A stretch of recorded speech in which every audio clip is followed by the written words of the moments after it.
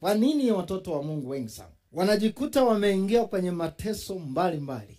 Tufanyeje? Mbinu ya 4 ni hii: fanya toba kwa sababu ya dhambi ya kutokutafuta amani na watu. Ukiwa ni mtu ambaye una tabia ya kutokutafuta amani na watu, ndipo unamfanya Mungu kukutengenezea mfumo wa yeye akuadhibu wewe. Biblia inasema Mungu anakurudi. Tena ni kwa wale ambao Mungu anawapenda.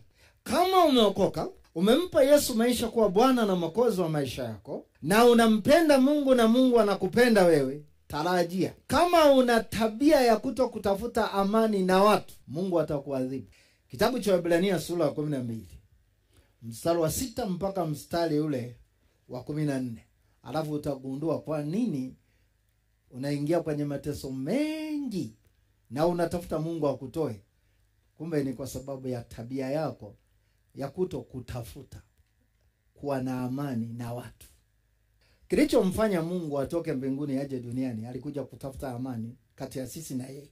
Sisi tulimkorofisha pale bustanini Eden, akatufukuza, akaweka mpaka ulinzi mkali wa malaika wale, wakakaa kulinda kabisa watu wasiende bustanini. Siku moja Mungu akaamua kutafuta amani na mwanadamu. Alipotafuta amani kati ya sisi na yeye, Biblia inatufundisha, inasema na yeye Mungu anatamani mimi na wewe tuwe na tabia hiyo hiyo ambayo na yeye anayo. Kama Mungu alitafuta amani na wanadamu, na wanadamu wamekuwa na amani na Mungu, na Mungu anatamani kuwaona wanadamu kuanzia leo na wao wawe na tabia ya kutafuta wao kwa wao wawe na amani. Yaani maana yake iko hivi: kama Mungu ana tabia ya kutafuta amani na wanadamu, na wewe mwanadamu jifunze kuwa na tabia ya amani na mwenzako.